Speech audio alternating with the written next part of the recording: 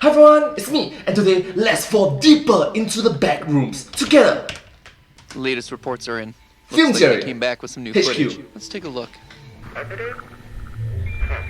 So many holes on Inverted turn sight. science? What's that? Now it starts to come together. That's it. And transmission. Huh? Well, it's enough. Round up the troops. We've got a lot to discuss. Things just went from bad to worse. Hello, Film theory. Internet! Welcome to Film Theory, the Hello Internet, welcome to Film Theory. Hi. show that wants to no-clip into your subscription feed. Today, Subscribe. I once again find myself trapped in the endlessly soggy hallways of the Backrooms, the analog horror series produced by Kane Pixels and available right here on YouTube.com for the low price of free. Free. Thank you so much, Kane Pixel. Thank you. Last time we enrobed ourselves in its putrid yellow wallpaper, we concluded that the world of the Backrooms seems to function a lot like a level map in a video game. You know how in a video game there's a set map that you're able to explore, and that there are walls or invisible boundaries that make sure that you stay within the acceptable area of play? Well, the way I see it, that's the real world here in Kane's series, the bounded area that humans are allowed to play in. However, video games also have tons of things that are hidden in spaces outside the boundaries of those levels. Unused ideas, spare assets, cut content. You want to know why FNAF's security breach's file size was so huge when the thing first came out? Something like 80 gigs of content? Well, it was just piles and piles of cut stuff. Full floors of geometry that weren't accessible in the course of normal gameplay, but hadn't been removed from the game's files. And Yep, normal gameplay. Normal. that, my theorists, are what I expect the Backrooms are. The cut content, the spare assets, the AI-generated worlds that didn't quite make the cut for reality. Last time, we proposed that somehow the Snap back to reality. Oh, there goes gravity. Oh, async was able to sorry. use electromagnetism to tap into those parts of the map, the ones that exist outside the boundaries of reality, beyond the parts of the world that we're meant to see, giving us the various repetitive corridors of the Backrooms as we know them. Now, since the release of that last theory, Kane has come out with 3 new videos. The first is Pitfalls, where one of Async's researchers descends deeper than ever before in the Backrooms, only to discover an entire underground Wow. city. The next was Report, where we see the immediate aftermath of that incident and Async sealing the entrances to the Backrooms. And finally, there was Presentation, where we see how Async pitched this thing as the solution to an increasingly overpopulated world, but how they ultimately lost their government contracts when a researcher accidentally causes a lockdown of the facility. All 3 of these new videos are full of lore details. But to me, the biggest revelation to come out of these uploads is that the Backrooms aren't just responsible for warping physical reality, they're also warping time itself. Attention all you partygoers, I think I've cracked exactly how and why people are no-clipping into this place. But enough talking, No-clip. friends. It's time to go get lost in these endless hallways of lore. Now, of roar. I'm just glad that Manpack include the phrase "no clip." It's a gaming phrase used by, you know, the youngsters. despite the video game concept of no clipping being a key part of the original creepypasta that this series is based on, Kane has yet to explicitly reference any video game terminology. However, after watching this new slate of videos, I'm more convinced than ever that we're still on the right track. For example, let's take a closer look at Pitfalls. In it, we follow researcher Marvin Lee as he falls to a deeper level of the facility, only to discover a full neighborhood underground. And I do mean full. Streetlights, houses, trees, all of it. Well, all of it except for people. There are no signs of life here. So either an entire empty town fell into the Backrooms, or this is yet another example of an unused or incomplete level. And when we do get to enter one of the houses, things are just slightly off inside. There are 6 inverted street signs just hanging out in the middle of an empty room, almost like a level designer intended to put them out on the street, but instead just moved them out of sight into the house. Making things even stranger though, the house has a single hallway leading straight back. It's like the uncanny valley of architecture. It's clearly meant to be a house, but it just doesn't nail it. Almost like it'd been designed not by a human, but rather by an AI. Something that's trying to mimic a human home, but without fully understanding the flow and function of the various rooms and hallways. But of course, it doesn't end there. If you've followed the Backrooms at all, you know that Kane likes to hide a bunch of secrets in the descriptions of his videos, and 2 of the new uploads, Report and Presentation, link to secret unlisted uploads. The first of these is titled This. I'm just gonna call it numbers, because saying a long string of random digits every time is gonna be a pain. This Yeah, it's a long number. Let's see. Sorry. Oh, one more, please. Titled this.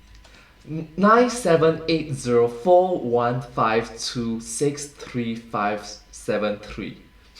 I'm just gonna call it numbers because saying a long Numbers? string of random digits every time is gonna be a pain. This numbers video seems to be footage from a traffic camera on a highway. Nothing too out of the ordinary, right? But then, about 22 seconds in, we see a car no clip through the ground. Not only does this tell us that literally anything can wind up in the back rooms, including large vehicles like cars, but I think we might be able to figure out who was actually in that car. Back in the upload missing persons, we see posters for multiple people who have disappeared since the opening of the back rooms. One such poster is for Margaret Watson, the only poster of the bunch that describes not only her physical appearance, but also her car. Her Oh, Chekhov's gun! car is a 1987 Ford. Sorry, so Chekhov's gun means if you show it on the first act and then on the second or third act, it must be used. So it is used. Huh, interesting. Ford Escort. And wouldn't you know it, but when you compare the footage from Numbers to an 87 Ford Escort, they have the same boxy appearance. So I wouldn't be surprised if this is meant to be footage of Margaret Watson no clipping into the back rooms on December 2nd, 1989, along with her car. But that's not all that we can get out of the secret upload. The digits in the title of Numbers obviously aren't meant to be random here, but what are they? All our usual suspects are out. Ciphers don't seem to work, it's not a phone number, and it doesn't seem to be long enough for hex code either. Nope, Kane decided to get even more creative with this one. That series of 13 numbers is actually an international standard book number, an ISBN. These are unique numeric codes used to identify books, kind of like a fingerprint for a book, and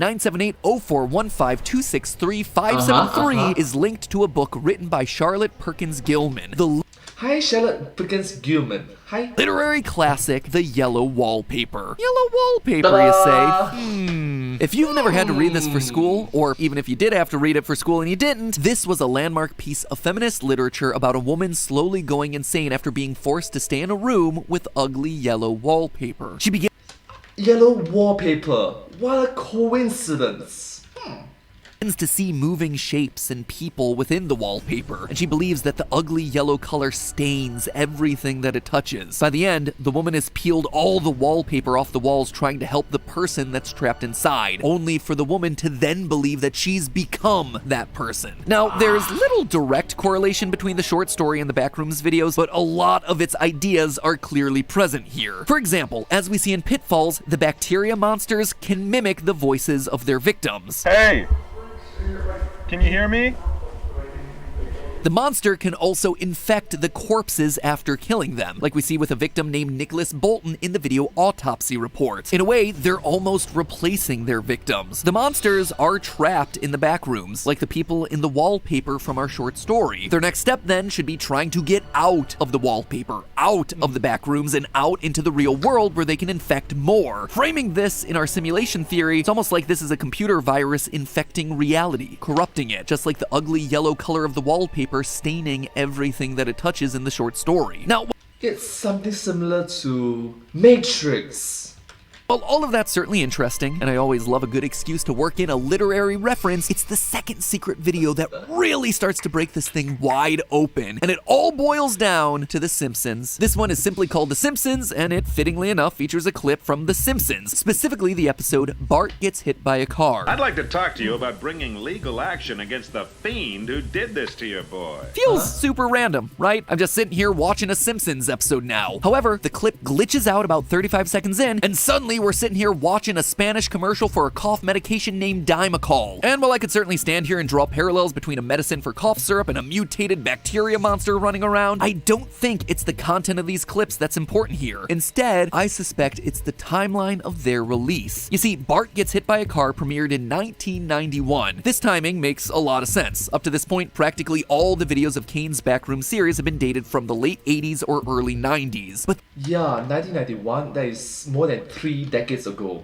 More than 30 years ago. the Dimacol commercial really stands out in this context. According to its archive on YouTube, this thing didn't hit airwaves until about 2000. What I suspect is that async opening portals to the back rooms temporarily messes with the flow of time. Here, that Simpsons clip from the early 90s is interrupted by a commercial from the future, only for things to return to normal after async's experiment is done. Does it sound crazy? Yeah, it does, but it shouldn't. Time clearly works differently in the back rooms, and this isn't the only example we have. Here here in the Pitfalls video, as Marvin moves further into the hallway in the back of that weird house, the camera glitches just a bit. And if you listen closely, you can hear something playing in the background. Repeat, Marvin, do you copy? Did you hear it? It's really hard to make out, but if you listen carefully, it's actually a news broadcast from when Cuba and the United States reopened diplomatic relations. Let's compare. Make the trip to the U.S. Do you think that your current president, President Castro, will come visit the United States? Repeat, Marvin, do you copy? That specific broadcast, it didn't happen until July of 2015. The date of Pitfalls, meanwhile, is 1990. In this short scene, we're actually hearing news from 25 years in the future. But it doesn't just stop at news broadcasts or commercials airing decades out of their own time. We see the physical interference of time as well. As I mentioned earlier, the video presentation shows us Async losing their government contract with the Department of Energy because of an emergency lockdown. The thing that causes the lockdown? An Async researcher accidentally enters the control center for the Backrooms. Not all that big of a deal, right? Wrong. You see, it's the same researcher that saw his team glitch out and disappear all the way back in informational video. At the end of that upload, we see him open the Async control room and set off the red alert. But here's the thing. This guy disappeared on February 29th, 1990. His reappearance and presentation is on May 8th, 1990, over 2 months later. But clearly he hasn't been wandering around for that long. He's somehow been transported into the future. This can even go so far as to explain a discrepancy that I've called out in past videos. In the very first upload of the series, we see a clapper board that clearly marks the date as July 1990 something. But the date in the description of found footage reads as September 23rd, 1996, a date that's just completely different from what we saw written on that clapper board. When we first covered the Backrooms, I figured this was just an innocent mistake. You know, small error in dates during a point in the series when dates didn't matter all that much. But now it is clearly setting up the idea that time works differently within the Backrooms. But that then begs the question, how? Why is time acting crazy, and more importantly, why now? Well, we might actually have an answer for that. You see, one of the secret uploads for the series is an archive file from March 11th, 1990. In it, we see the rooms being flooded, which would obviously explain the soggy floors. But more importantly, this is where we first learn about the concept of null zones. Now, if you don't know what these are, yeah, you probably shouldn't. They haven't been explained at all, and they've only been referenced once in the main series as a passing comment in Pitfalls. But what if Miller's right about the null zones? In the original Creepypasta's lore, there were things called null rooms, but Kane's interpretation of the entire Backrooms idea has taken a lot of liberties, and his null zones don't seem to relate all that much to null room. Wait. Where does the water come from? That's a very good question, right? Where does the water come from? In any way outside of just sharing the word null. Instead, basically all we have to go off of is this one image. It's a bit difficult to make out due to the quality of the video, but I think it reads, due to the elevation discrepancy between panel 225 and 224, a null KX field is created. It's not much to go off of, but at least it's something. And looking back at Pitfalls, things start to make a bit more sense. Marvin asks about the null zones after entering an area that's at a slightly offset elevation. Look at the difference in heights between the hallway and the neighborhood. And that news broadcast from the future, the camera picks it up only as Marvin crosses the threshold of a single stair in the hallway. Each time we see an elevation discrepancy, he is crossing a null zone. See, the phrase null KX field caught my eye for a lot of reasons. Seemed like a jumping off point that Kane put in so theorists like us could discover something about the world that he's building. So let's break down what the phrase could actually mean bit by bit, starting with null. In physics, a null is a point where two opposing quantities cancel each other out. Basically, when two equal waves meet, there's going to be a point where they perfectly reflect each other, thereby canceling each other out. The channel Electro Boom here on YouTube demonstrates this really well using sound waves. Right now only the first speaker is on, and I'm gonna stay out of its way and turn the second speaker on. Now I turn the speaker off again. On. Off. On. So whatever a null KX field is, it's canceling something out, some sort of a wave. And I have a strong suspicion as to what those waves might be. Electromagnetic waves. We see what appear to be electromagnetic tubes making a ball disappear in the video prototype, and we hear talk about magnetic field distortions in other uploads like Third Test. So it seems like a solid hypothesis. Moving on to the KX here, we can assume that the X is a reference to the X-axis. You know, X, Y, and Z axes on a three-dimensional graph? Well, that explains our X, which leaves us with K K as some sort of a constant. I dug around for formulas that use the specific KX nomenclature, and while Hooke's law for the potential energy of a spring was certainly a possibility, felt like an odd fit considering the material we're working with here. It seemed I'm just glad that MatPat included the possibilities of many different equations into his educational videos. Thank you so much. It's very beneficial for us all. Thank you. far more likely that the KX here was a reference to the numerous formulas for electromagnetic field equations that use KX as a dimensional point. And here's the thing, a lot of our everyday life can be traced back to electromagnetic waves. Light, heat, electricity, radio, X-rays, microwaves, all of them have a place on the electromagnetic spectrum. And even doing this reaction video in front of microphone, camera, computer, you get the point, right?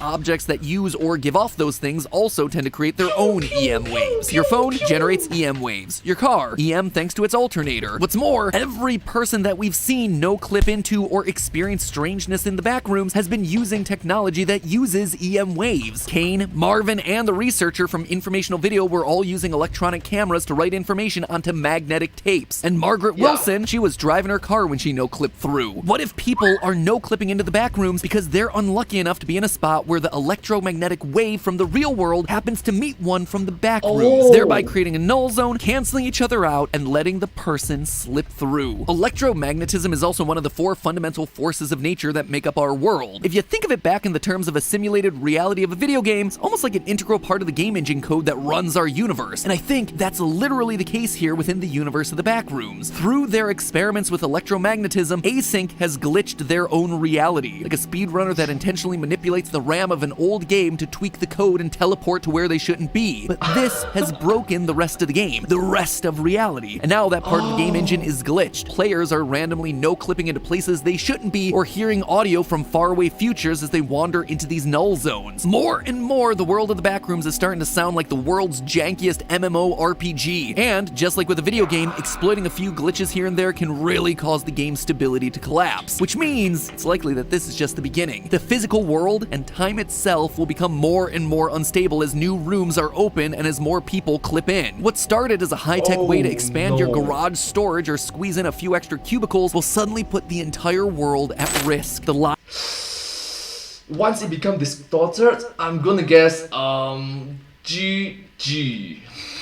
Good game. Lines between the real and the simulated will start to blur to the point that, just like with the woman in the yellow wallpaper, we're all infected. We're all going a little mad. We're all the ones trapped inside of the walls. But hey, if you've ever felt like you were glitching out or that you couldn't trust the reality of your computer screen, it might have just been using an unencrypted internet connection. Those things are dangerous, friends. Every time you connect to public Wi-Fi at an airport, a hotel, or a coffee shop, you are at risk of anyone connected to the same network stealing your personal information. That includes passwords, emails, financial details. It's not even that hard. I mean, I'm not going to tell you how, but I could do it if I wanted. That said, with today's sponsor ExpressVPN, you can protect yourself. With just one easy click, ExpressVPN encrypts your network data with its best-in-class encryption. And that's not just protection from hackers. You live with a roommate, significant other, your parents? Well, if any of them have admin access to the network, they can see what you've been doing online. And that definitely includes all the weird pages you're visiting about electromagnetism when you're researching Backrooms lore, or, you know, other weird sites that you might be visiting. But if you don't feel like explaining why you're looking up time travel conspiracy theories, ExpressVPN reroutes 100% of your network traffic so that no one can see what you're doing. But if security is not your thing, what about movies? Did you know that streaming services offer different libraries of content in other countries? Because they do, and what's available outside of the US is way better than anything you get here. With ExpressVPN, you can change your online location to one of 94 countries, allowing you to access the best streaming libraries from anywhere in the world. For example, if I hop on over to Canada and check out Disney Plus, they have all the Sam Raimi Spider-Man movies, plus films like Deadpool and Alien. Now I don't have to book a flight to Toronto every time I want to see Tobey Maguire fight Doc Ock. So do yourself a favor and get ExpressVPN. You can get 3 extra months for free using our link, expressvpn.com/filmtheory. Once again, that is 3 extra months for free with our link, expressvpn.com/FILMTHEORY. You can just click the link down in the description below because, you know, no one wants to type in an actual URL. And as always, friends, I'll see you next week. Thank you so much for watching this video. I hope you find this video very creative, very interesting to watch. If you do like this video, please remember to like, share, and subscribe to my channel, and comment down below if you have any share with us. Down below. Don't forget to follow my channel. I hope to see you in my next video. But hey, that's just a theory, a film theory, and cut. Thank you.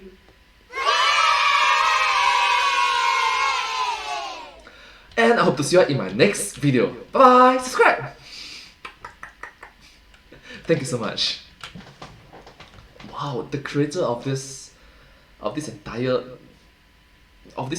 series is just very creative and very unique.